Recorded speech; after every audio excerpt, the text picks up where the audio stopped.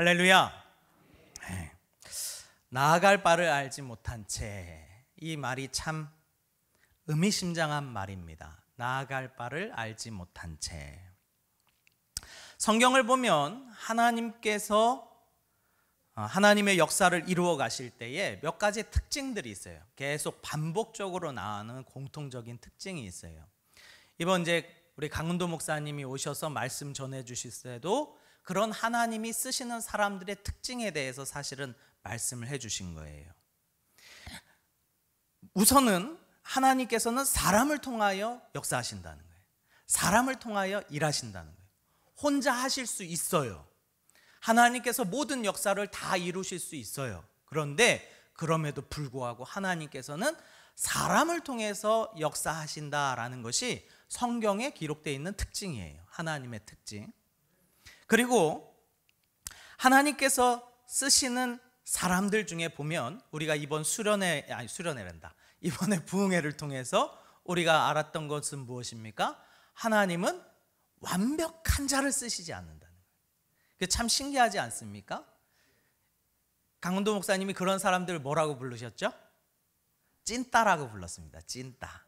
이게 찐따가 저도 찐따라는 말은 아는데 정확하게 어떤 의미인지는 모르겠어요. 근데 아무튼 좀 모질이 같은 사람들을 찐따라고 불러요.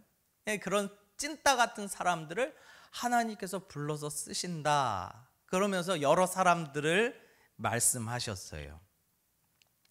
이것을 좀 더 고상한 말로 바꾸자면 뭔가 결핍이 있는 사람, 때로는 상처가 있는 사람을 하나님께서 쓰신다는 거예요. 그래서 성경에 나온 사사들, 특히 이스라엘 백성들을 지역별로 이렇게 다스렸거든요. 사사들은. 근데 그 사사들이 완벽하지 않아요. 근데 하나님께서는 그 완벽하지 않은 사람들을 들여다 쓰시는 거예요. 저는 사실은 성경에 나온 인물 중에 가장 이해가 안 되고 이상한 사람이 누구냐면 삼손이에요. 삼손은요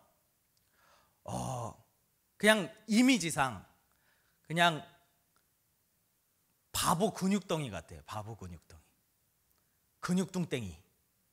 왜냐? 힘은 진짜 무식하게 세거든요. 근데 자기 멋대로 살아요. 그래서 왜 이런 사람이 사사냐? 하나님의 뜻을 그렇다고 제대로 아느냐? 그것도 모르는 것 같아요. 그러니까 나중에 막 눈 뽑히고 잡혀가고 머리 잘리고 막 난리도 아니잖아요. 그런데 하나님께서는 왜 그 사람을 기록해놨냐는 거예요. 되게 수치스럽잖아요. 자기 일생이 얼마나 엉망진창이었는지를 보여주는 사람이 삼손이에요. 그런데 하나님께서는 그 삼손을 당당하게 그 시대에 이스라엘을 다스렸던 지도자, 사사로 기록해놨다라는 거예요. 이것이 참 신기합니다. 삼손을 보면요, 아주 자기 감정대로 막무가내입니다. 그래서 이 삼손이 무슨 일을 벌이냐면 블레셋 여인과 결혼하겠대요. 그 시대의 이스라엘한테는 말도 안 되는 얘기고 하나님의 법으로 봤을 때도 말도 안 되는 이야기예요. 어디 사사가, 그게 또 나실인이잖아요. 그런데 블레셋 여인을 자기 아내로 맞이하겠다는 거예요. 그래서 어떻게 됩니까? 블레셋 여인을 결국은 자기 아내로 맞아들이려고 잔치를 벌입니다. 그런데 마침 그것에 모인 블레셋 사람들과 수수께끼를 내요. 이겨요, 져요? 져요. 네. 막 블레셋 사람들이 막 이 여인을 닥달해가지고 결국은 그 답을 얻어내요. 그러니까 삼손이 화딱지가 나가지고 그 자리를 박차고 나가버려요. 그러면 상식적으로 생각했을 때 그의 장인 될 사람과 여인은 어떻게 생각하느냐? 버림받았다 생각한 거예요. 버림받았다. 그러니까 이 장인이 어떻게 하냐면 이 여인을 다른 사람에게 시집 보내버려요. 그래서 삼손이 다시 또 기쁜 마음, 바보 같죠 삼손이? 또 해가지고 기쁜 마음으로 쫄랑쫄랑 왔는데 아내가 없어. 그러니까 막 장인이 막 동공이 막 흔들리고 부들부들 떨면서 당신이 버린 줄 알고 다른 데 시집 보냈다고. 그랬더니 삼손이 화딱지가 나가지고 들판에 나가서 미친 듯이 막 여우를 잡아가지고 어떻게 합니까? 꼬리에 꼬리를 다 묶은 다음에 불을 붙여가지고 그 블레셋 사람들 곡식 자라는 곳에다 풀어버려요. 그러니까 아주 불난리가, 막 그런 불난리가. 이게 사사가 할 일입니까? 사사가? 이게 사사가 할 일이에요? 막 정신없어요. 자기 멋대로 하는 거예요. 이 일이 벌어지고 나서 블레셋 사람들이, 삼손은 자기네가 어떻게 이길 수가 없으니까 그 장인하고 여인을 잡아다가 화형시켜버려요. 그래서 또 삼손이 그것 때문에 또 확딱지가 났죠.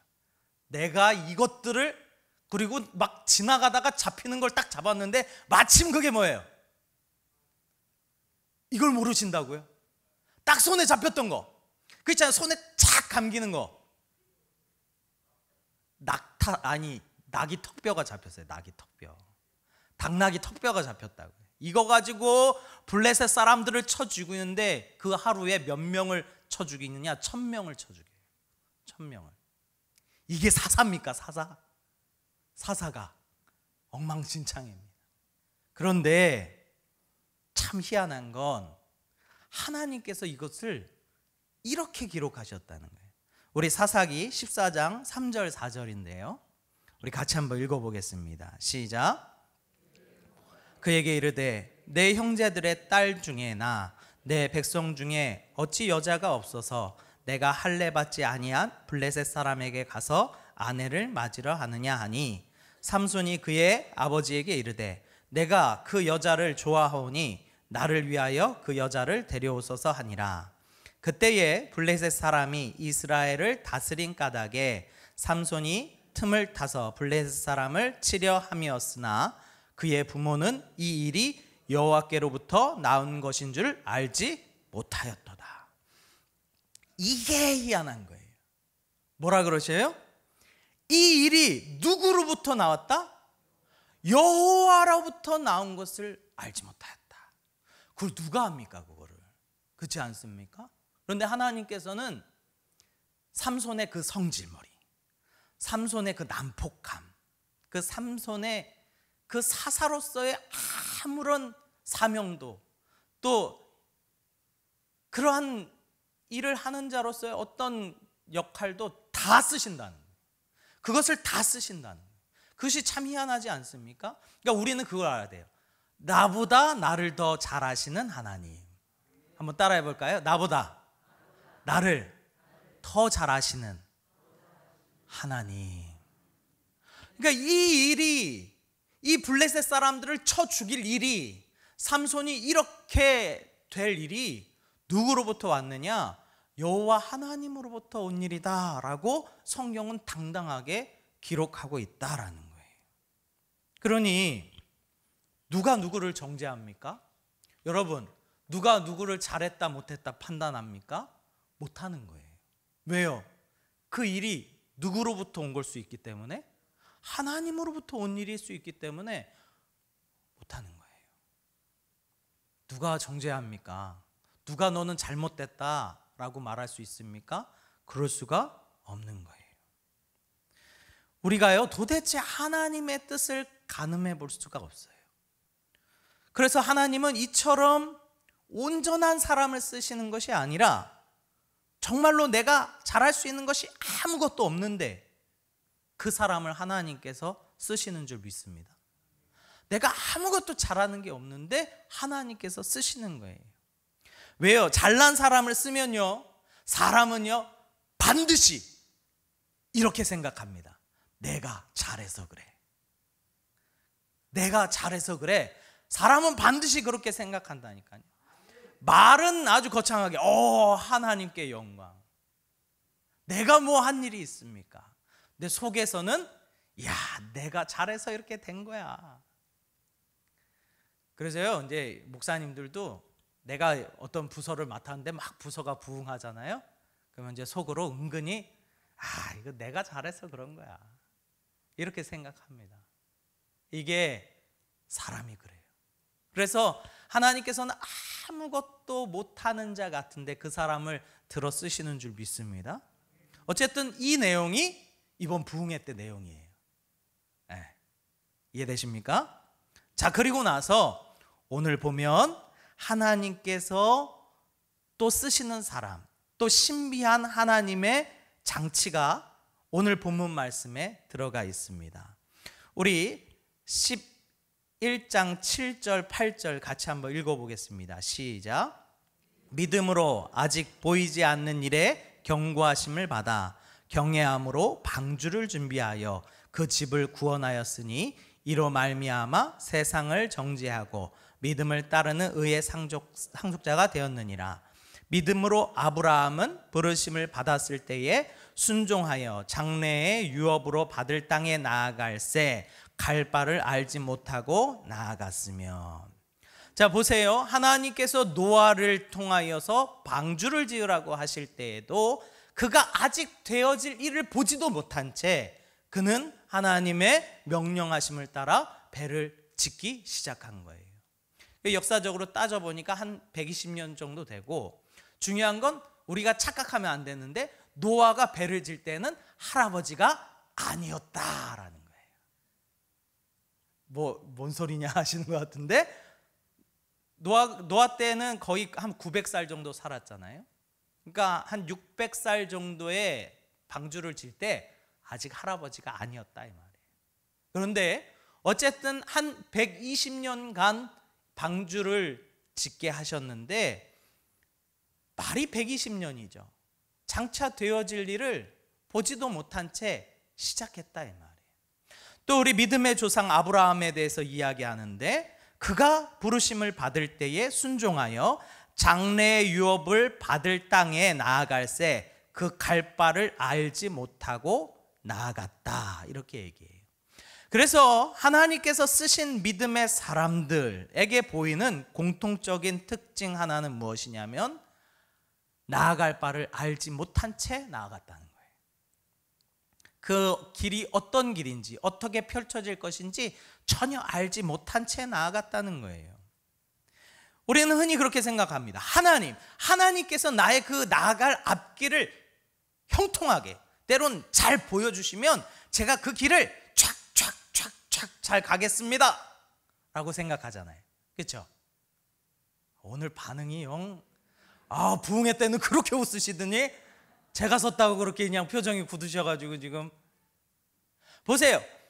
하나님, 내가 나아갈 길을 하나님께서 다 보여주시고 미리 알게 하시고 달려가게 하시면 제가 얼마나 잘 달려가겠습니까? 라고 우리는 흔히 그렇게 생각한다 이 말이에요.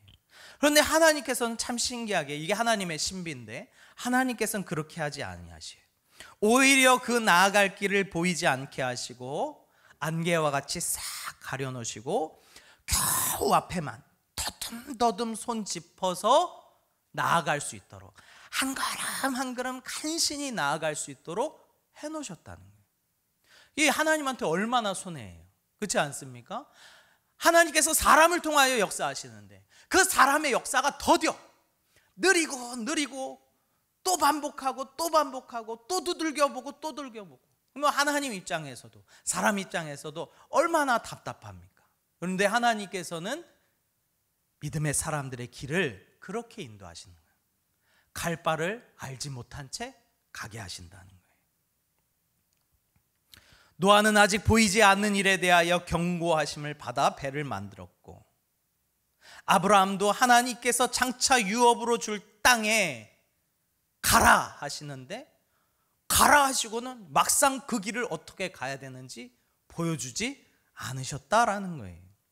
이스라엘도 마찬가지입니다. 하나님께서 모세를 통하여 이스라엘 백성들로 하여금 이제 애굽 땅에서, 그 종된 땅에서 나가라 라고 말씀하시고 그 광야를 가는데 그 광야의 길이요 한 치 앞도 안 보이는 거예요. 우리는 성경을 보니까 40년 동안 그들이 거기 있었는 줄 알죠. 그들은 자기네가 거기서 몇 년 있을지 몰랐던 거예요. 계속 돕니다. 가다가 적군이 생기면 혹시 이들이 애굽으로 돌아갈까 봐 이쪽으로 피하고, 또 형제 나라라고 또 저쪽으로 피하고, 계속 피해가다 보니까 직선으로 가면 일주일밖에 안 걸리는 그 거리를 40년 동안 돌아서 가요. 좀처럼 언제 끝날지 모르는 그 길을 가게 하셨다 이 말이에요. 하나님께서 왜 그렇게 하셨는지 참 궁금하지 않습니까? 왜 하나님께서는 우리의 앞길을 그렇게 안개가 자욱하게 낀 그러한 길로 인도하실까? 우리 잠언 말씀 한번 보면, 전도서 말씀 한번 보면요, 우리 전도서 7장 14절인데요 하나님께서 이런 솔로몬을 통해서 이런 말씀을 주십니다. 같이 한번 읽어보겠습니다. 시작. 형통한 날에는 기뻐하고 곤고한 날에는 되돌아보아라. 이 두 가지를 하나님이 병행하게 하사 사람이 그의 장래의 일을 능히 헤아려 알지 못하게 하셨느니라. 이 잠언이요, 솔로몬이 지었습니다. 솔로몬이 자기 인생 한 인생을 다 살아보고 마지막에 쓴 게 잠언서예요. 그래서 잠언서에는 자기가 어떠한 일을 해봤는지 낱낱이 다 기록해 놨어요. 다 기록해 놨는데 그 결론은 뭐냐면 헛되고 헛되더라예요. 야, 이 땅의 것 다 부질없도다. 그러면서 하나님께서 이 땅 가운데 믿음의 사람을 이끌어 가시는 것을 보게 되는데, 오늘 말씀과 같이 형통한 날에는 기뻐하고 곤고한 날에는 되돌아보아라. 하나님께서 이 두 일을 병행하게 하셔서 너희로 하여금 헤아릴 수 없도록, 한 치 앞도 알 수 없도록 그렇게 이끌어 가신다 말씀하시는 거예요. 그러니까 아무리 형통하고 하나님과 통한다 하는 사람도 자기의 한 치 앞 그 길을 알지 못하는 거예요. 그러한 인생길을 우리로 하여금 가게 하셨습니다. 성경에 보면요, 히브리어로 테바라는 말이 있습니다. 테바. 아마 주일학교 선생님들은 아실 수도 있어요. 테바가 무엇입니까? 테바가 갈대상자라는 뜻이에요. 갈대상자. 그래서 성경에 딱 두 번 나옵니다. 뭘까요? 첫 번째, 모세가 담긴 상자가 테바입니다. 두 번째, 노아의 방주를 테바라고 불렀어요. 딱 두 번 테바가 나오는데, 이 테바의 특징이 있습니다. 첫 번째는 돛이 없어요. 그래서 자신이 어디로 가야 될지 자기 스스로 방향을 잡을 수가 없습니다. 키가 없어요, 키가. 두 번째는 그것을 달려가게 할, 그리고 최종 목적지에 도착하게 할 원동력이 없어요.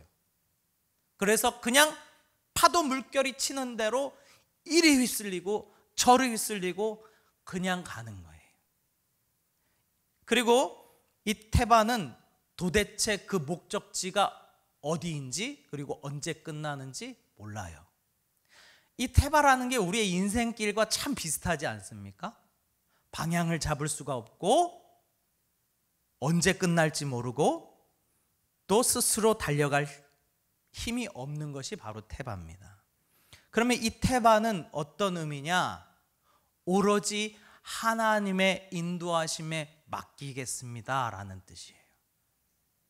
오로지 하나님의 인도하심에 맡기겠습니다. 그래서 모세가 애굽의 딸 앞에 흘러가게 됐고, 방주도 물이 다 빠졌을 때 하나님께서 인도하시는 곳에 정착하게 돼요. 누가 주인이라는 거예요? 하나님이 주인이라는 거예요. 하나님이 주인이라는 거예요. 하나님께서 이런 상황에 놓이게 하시는 이유는 무엇입니까? 또 우리가 아무것도 할 수 없고 아무 방향도 결정할 수 없고 어떠한 목적지, 언제 끝나는지도 정할 수 없을 그때에 우리의 심정 가운데 어떠한 일이 일어나느냐? 전적인 하나님을 의지하게 된다라는 거예요. 할렐루야. 왜 하나님께서 한 치 앞도 보이지 않게 가게 하셨느냐? 그것은 그 길을 인도하실 그분을 의지하라는 거예요. 사람이요, 참 희한한 게요, 사람이 어떤 목적이 딱 설정이 되잖아요. 그러면 사람은 그 목적을 향해 달려갑니다. 근데 안타까운 건 그 목적을 향해 달려갈 때 주변이 보이지를 않아요. 그래서요, 어떤 사람이 돈에 꽂히잖아요. 그러면 하나님이고 뭐고 다 내팽개쳐 놓고 가는 거예요. 가끔 여유 있을 때 교회 와요. 신앙생활 하는 것 같아요. 그러나 자신이 결정한 목적지를 향하여 달려간다 이 말이에요. 그렇기 때문에 하나님께서는 그 인생길이 제대로 가지 못하도록 한 치 앞도 보이지 않게 하신다 이 말이에요. 왜 그렇습니까? 누구만 바라보라고? 하나님 자기 자신만 바라보라고 그렇게 인도하신 줄 믿습니다. 우리가 보이지 않아야 그분을 의지해요. 알지 못해야 그분께 기도해요. 언제인지 몰라야 깨어 기도한다 이 말이에요. 근데 이것을 다 알면 잘 갈 것 같죠? 알면 안 간다 이 말이에요. 주님 오실 날이 언제인지 딱 공개되는 순간 어떻게 되는 줄 아십니까? 아무도 교회 안 나와요. 그리고 언제 교회 나옵니까? 주님 오시기 직전에. 이 사람이 그렇게 간사한 거예요. 왜 하나님께서 내가 언제 올지, 하나님께서 나를 언제 보내실지 왜 모른다고 하셨어요? 그거를 아는 순간 우리가 망하는 거예요. 우리의 인생길의 목표가 밝히 보여서 내가 이렇게 달려가야 되겠구나, 그것이 딱 보이는 순간 그 사람은 망한 거예요. 우리의 인생이 형통하면 더 위험합니다. 우리의 인생길의 목표가 정확하게 보이면 더 위험합니다. 그래서요, 생각보다 하나님께서는 성경에 하루하루 살아가게 하셨어요. 하나님의 주시는 양식도 하루하루 공급받아서 먹게 하셨어요. 몇 년치 막 쌓아놓고 먹어라 아니에요. 오늘도 우리의 신앙의 여정이 그렇습니다. 보이진 않는데 하루하루 갈 힘을 주시는 거예요. 막 힘을 빡 주셔서 한 10년치 신앙을 막 몰아붙였으면 좋겠는데 하나님께서는 하루하루 이길 힘을 주셔요. 참 감질만 나죠? 그런데 그렇게 안 하면 우리가 하나님을 잃어버린다 이 말이에요. 정말 불쌍한 인생은 어떠한 인생인 줄 아십니까? 자신이 계획했던 대로, 자기가 목표 삼았던 대로 다 되는 인생, 그것이 망한 인생이다 이 말이에요. 왜요? 그 사람은 더 이상 하나님이 필요 없기 때문에 그래요. 오늘 우리의 인생이 참 비참하다고 생각되십니까? 왜 나는 매일 힘들지? 왜 매일 이렇게 고난의 길을 가야 되지? 왜 나는 이렇게 매일 되는 일이 없지? 주님의 사인이에요. 내가 너한테 더 가까이 있어. 지금 내가 너에게 더 가까이 있어. 나를 찾으련, 나를 의지하렴, 나와 함께 가자. 할렐루야. 이것이 주님께서 오늘 우리에게 주시는 사인인 줄 믿습니다. 이스라엘 백성들이 그 광야의 길을 하루하루 갈 때 참담했어요. 얼마나 많이 원망했는지 몰라요. 이스라엘 백성들이 원망했다고 그들 믿음 없다고 생각하지 마세요. 우리가 광야에 딱 들어가서 숨 한 번 들이쉬는 순간 우리의 입술과 코가 싹 다 말라버리는 거예요. 얼마나 척박한 땅입니까? 그런데 이스라엘 백성들을 그 땅을 달려가게 하신 거예요. 날마다 이스라엘 백성들은 일용할 양식을 구하고 날마다 자신을 덮어주시는 그 구름 기둥과 불 기둥을 보면서 하루하루 간신히 달려갔다 이 말이에요. 오늘 우리에게도 그러한 인생이 펼쳐집니다. 안타깝게도 그러한 인생을 우리가 가야 돼요. 그러나 그것이 우리를 살리는 길인 줄 믿습니다. 우리가 이 광야의 길을, 믿음의 길을 흔들리지 말고 굳건히 달려가시기를 간절히 소망합니다. 더 어려운 일이 있을 때 주님 의지하고, 더 안 풀리는 일이 있을 때 주님 의지하고, 더 힘든 일이 있을 때 주님 의지하시는 우리 성도님들 되시길 바랍니다. 그것이 하나님의 인도하심인 줄 믿습니다. 아멘.